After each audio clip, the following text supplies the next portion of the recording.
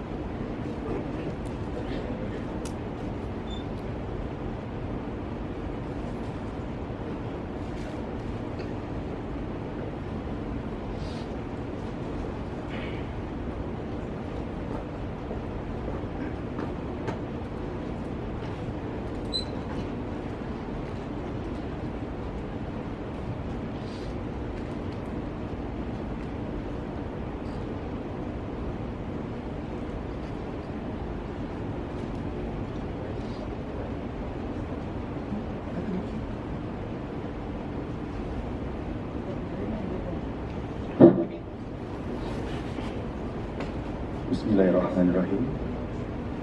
Izinkan saya memulakan majlis kita pada pagi ini dengan berpantun. Melati kuntum tumbuh melata, sayang merbah di pohon cemara. Assalamualaikum mulanya kata, saya sembah pembuka bicara. Melayang serindik di atas permata, merbah berkicau di hujung muara.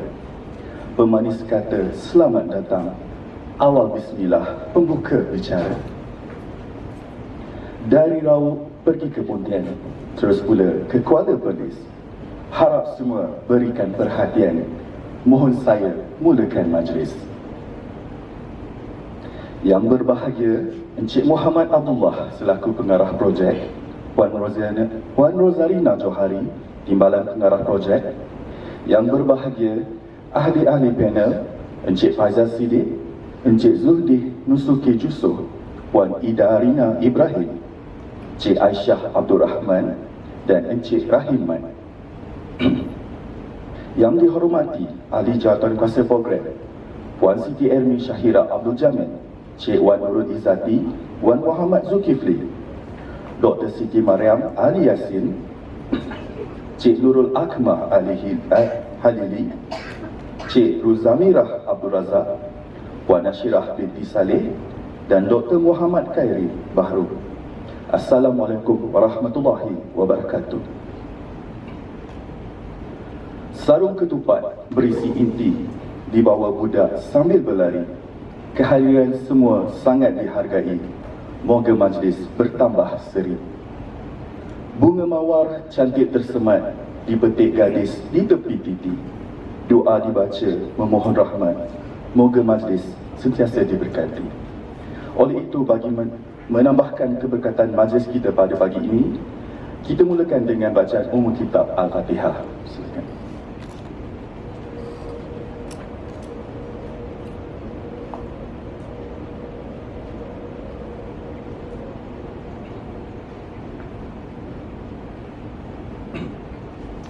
Amin amin ya rabbal alamin.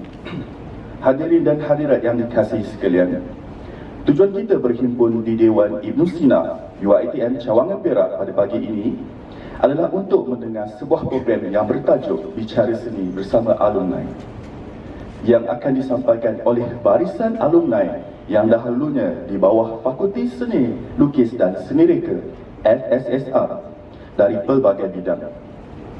Bagi generasi sekarang, FSSR telah bertukar nama kepada Kolej Pengajian Seni Kreatif KPSK. Oleh itu, diharapkan semua pelajar diminta menyediakan bahan catatan untuk mencatat segala ilmu dan perkongsian yang akan disampaikan oleh ahli panel. Kerana pada akhir program nanti akan diadakan satu sesi soal jawab di antara pelajar dan juga ahli panel. Tidak boleh jika tiada alu, tiada lesungnya. Tidak berguna jika ada dayung, tiada perahunya. Tidak berkat ilmu tanpa amalnya. Tidak lengkaplah majlis jika tiada yang berbicara. Oleh itu, izinkan saya menceritakan latar belakang program yang akan kita mulakan. Satu pameran seni yang bertajuk Cap Manjung bermula 1 Julai sehingga 31 Julai 2022 di Galeri Al-Buruni UiTM Cawangan Perak. Pameran ini mempamerkan karya-karya terkini para alumni Fakulti Seni Lukis dan Seni Reka UiTM Cawangan Perak, iaitu dari alumni batch yang pertama pada tahun 1995 sehingga 2002, Jabatan Seramik, Seni Halus dan Fashion. Sebelum ini, kumpulan ini pernah mengadakan beberapa siri pameran di Kuala Lumpur. Kali ini mereka mengadakan pameran di Galeri Al-Buruni di UiTM Cawangan Perak sebagai satu usaha untuk mendekatkan semula para alumni FSSR dengan mahasiswa dan juga tenaga pengajar di UiTM Cawangan Perak. Sehubungan itu, Kolej Pengajian Seni Kreatif mengambil inisiatif untuk mengadakan program bicara seni sebagai salah satu usaha untuk memperoleh ilmu kerjaya sebagai persediaan sebelum tamat pengajian nanti. Okey, bagi tidak membuangkan masa, saya, Muhammad Khalid Mustafa, ingin memperkenalkan panel kita yang pertama pada pagi ini. Encik Faizal Siddiq dilahirkan pada tahun 1978 di Petaling Jaya, Malaysia. Berkelulusan Bachelor of Fine Art Universiti Teknologi Mara pada tahun 1996 sehingga tahun 2000. Master of Translation and Interpretation Universiti Sains Malaysia 2015 hingga 2018. Berpengalaman bekerja di beberapa pusat pengajian seperti Segi University College, Art Film Design Academic, MTDC Multimedia Academic dan Universiti Teknologi Mara. Beliau juga adalah penerima anugerah Honorable Mention Johor Visual Art Open 2003 Galeri Seni Johor Yayasan Warisan Johor, Special Mention Award Malaysia Young Contemporary Art Award 2000 National Art Gallery Malaysia. Beliau juga aktif dalam menyertai pameran solo maupun berkumpulan, di antaranya Faizal Siddiq Catatan Songket Balai Seni Negeri Kedah, Faizal Siddiq Songket Paintings Balai Seni Lukis Kelantan, Catatan Songket Galeri Seni Museum Negeri Terengganu. Beliau juga aktif menyumbangkan penulisan untuk seni kini, arteri, set, Dewan Budaya, berita harian, berita mingguan dan blog seni. Beliau juga merupakan penolong editor majalah Seni Kini dari tahun 2012 sehingga 2016. Faizal Siddiq adalah kurator bersama untuk Singapore Biennale pada 2013 dan juga kurator untuk KL Biennale pada tahun 2017. Tanpa melengahkan masa, saya menjemput Encik Faizal Siddiq untuk meneruskan bual bicara seni ini. Dipersilakan.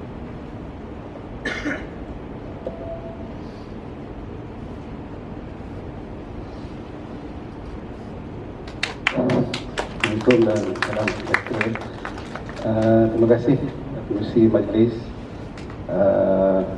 pengarah projek bicara seni, timbalan atau tolong pengarah projek bicara seni, para rakan betul, pelukis, pengkarya mereka pameran Cak Manjung yang kita raikan pada hari ini, dan para pelajar yang saya hormati sekalian.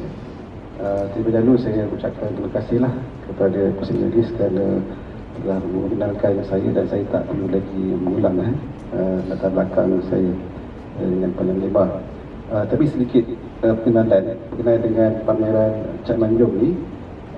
Sebenarnya kami lah generasi awal lah, fakulti dulu kita disebut Fakulti Silkis Direka, sebelum itu kepada Kolej Pengajian Seni Kreatif ya. Okey.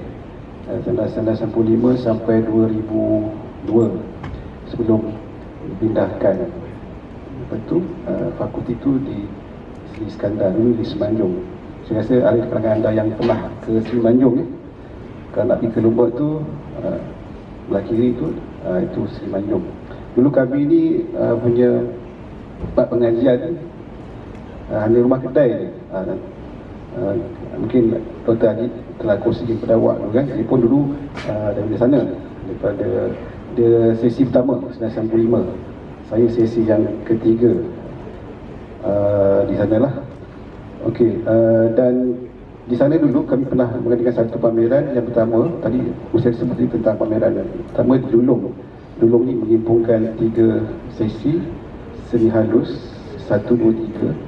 Kami adakan pameran di Balai Seni Lukis Melaka tahun 1998. Lepas tu kami sejak lama juga tahun 2013 masih Hari Raya Umum, kami mengadakan pameran yang kedua, berkumpulan di Hari Shah Alam, dan yang ketiga di Balai Seni Negara tahun 2018. Yang terkini ni kami datang baliklah ke kampus Seri Iskandar. Walaupun dia adalah kampus Seri Iskandar, tapi DNA Semenanjung tu masih ada lagi. Sebab apa? Kebanyakan pensyarah-pensyarah yang ada di sini lah daripada sana kan. Okey, itulah sedikit tentang sejarah perkembangan kumpulan Semenanjung ni. Semenanjung ni dia tak ada satu peraturan yang khusus siapa ahli-ahli dia. Sesiapa yang ada dalam sesi 1995 sampai 2002 tu dia adalah kumpulan Manjung. Kami tak ada hadkan siapa-siapa. Okey.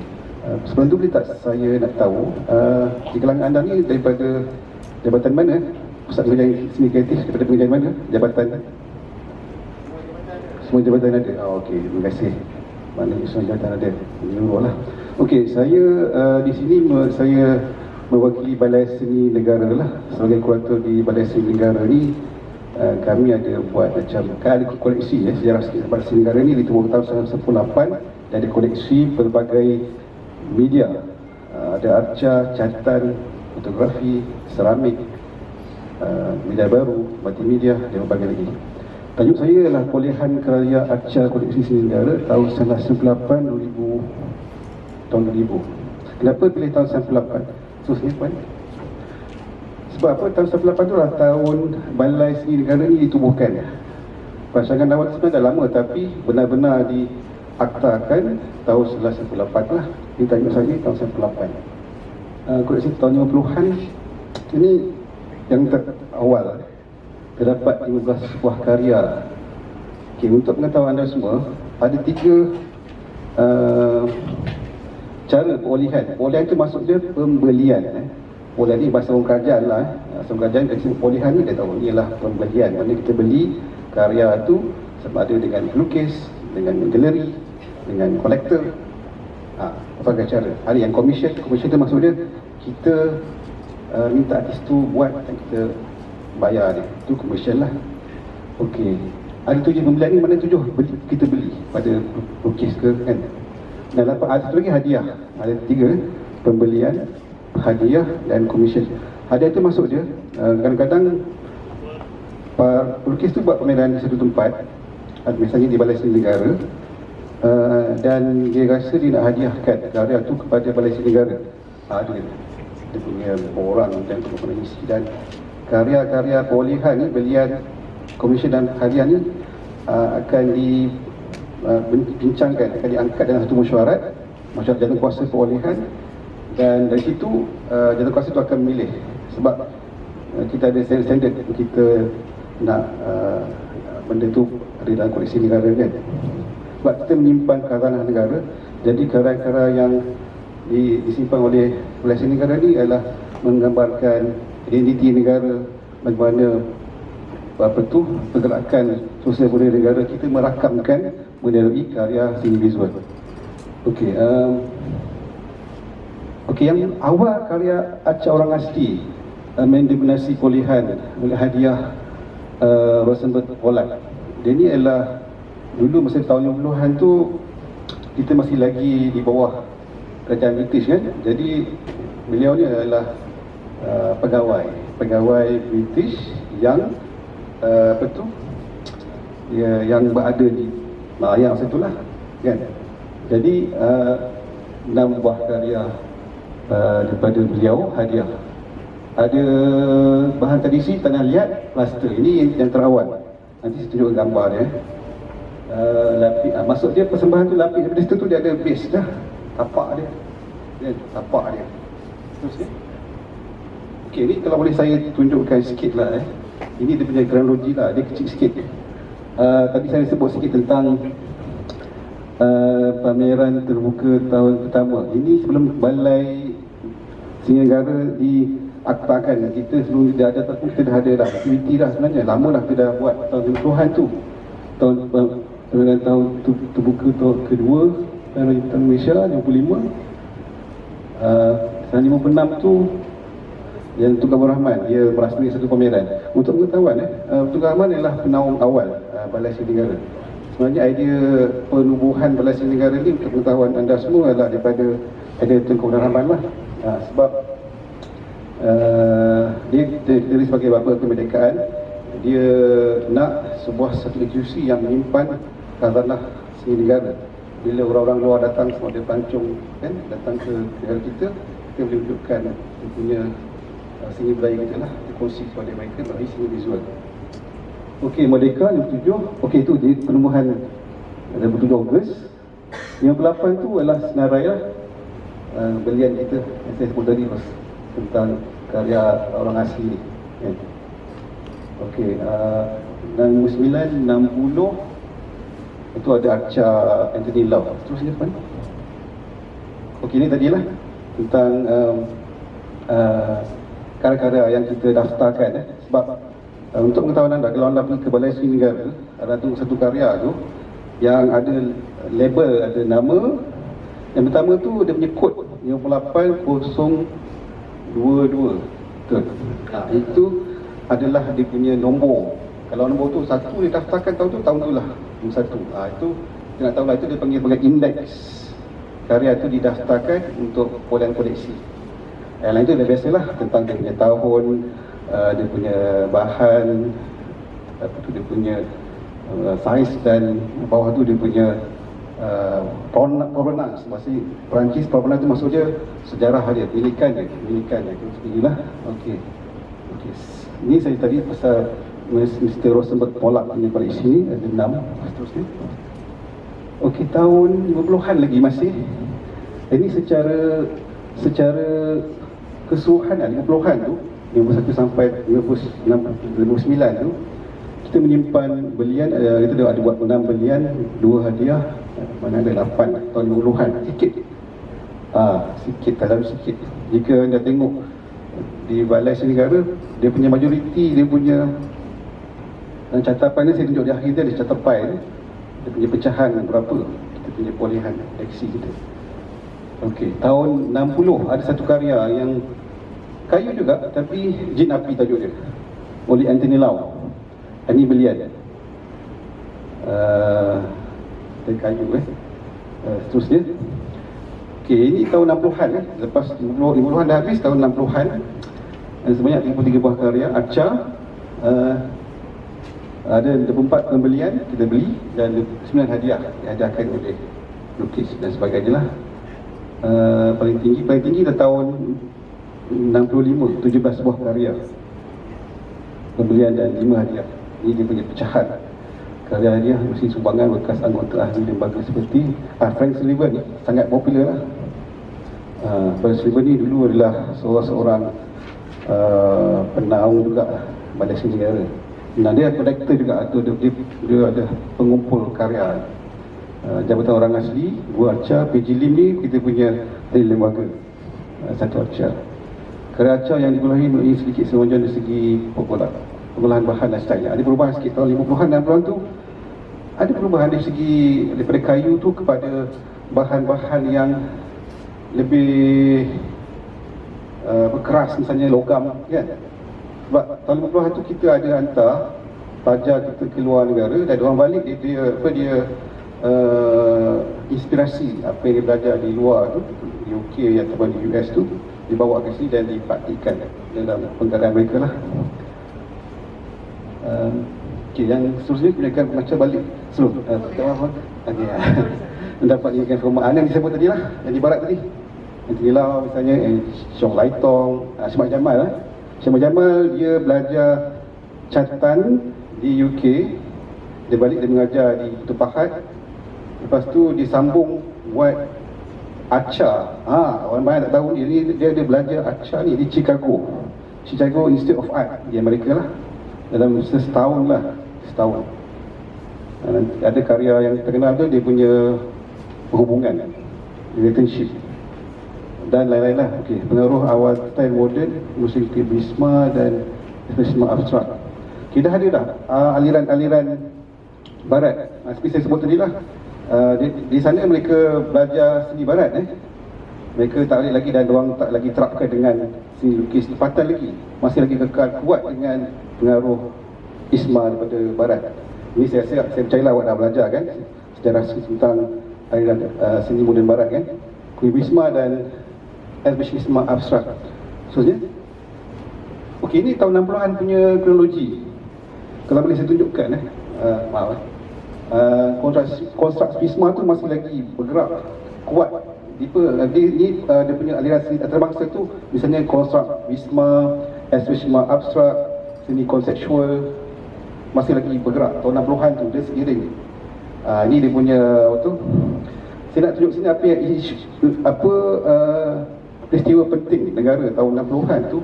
Dia selari dengan pengacaan artis kita tu, ialah dari segi pembentukan Persekutuan Malaysia. Ini semua tahu Sultan Malaysia 1963, gabungan 3 negara, Malaysia, Singapura, Sabah, Sarawak 63. Yang penting lagi, Singapura kualiti Sultan Malaysia tahun 65, 2 tahun selepas tu. Yang tengah-tengah tu, 66 tu, pembinaan Tugu Negara idea oleh Tunku Abdul Rahman di Taman Tasik Perdana. Saya rasa ada dengan anda yang pernah pergi sini kan. Itu tahun 66 dibina. Untuk mengetahui juga, Tugu Negara ni salah satu daripada ciri-ciri arca jugalah, tapi di arca awam. Dia berada di ruang awam, berada di luar, bukan di dalam. Seterusnya 11 Mei, kita tahu peristiwa berdarah. Ini adalah antara karya-karya signifikan lah yang saya pilih daripada tahun 60-an itu. Nanti saya akan tunjuk dengan secara lebih mendalam lagi lah. Seterusnya tuan. Okay, tahun 60-an ada dua belian. Itu Chiang Lai Tong tadi yang balik daripada luar negara tadi tu. Lim Lan Seng, dia tak ada, jumlah 2. Tahun 61 tak ada, 62 ada. Tu buat belian 1, belian KK Lau. Seterusnya 63 kan? Maaf, nampak 61, 62. Okey, ada Chong Lai. Terusnya pun dah. Okey, ni 63 kan? 63, ada banyak. Ada 12 belian, hadiah ada 5, bulan 17. Ada pelbagai media, ada kayu, ada simen, ada apa lagi? Ada batu. Tanah liat pun ada. Daripada seramik di sini dah ada dalam koleksi balai yang menggunakan tanah liat ataupun karya seramik sendiri oleh Lim Lam Seng. Seterusnya. Okey, ni 64. 64 ni apa yang menarik ni siapa yang dalam sini halus yang belajar welding ni, kimpalan, dah ada tak? Tadi saya sebut tadi kan, Jamal tu yang saya belajar di Chicago tu, dia dapat pengetahuan tentang pengacaan tu, dia hasilkan satu karya perhubungan 94 logam. Kerana ni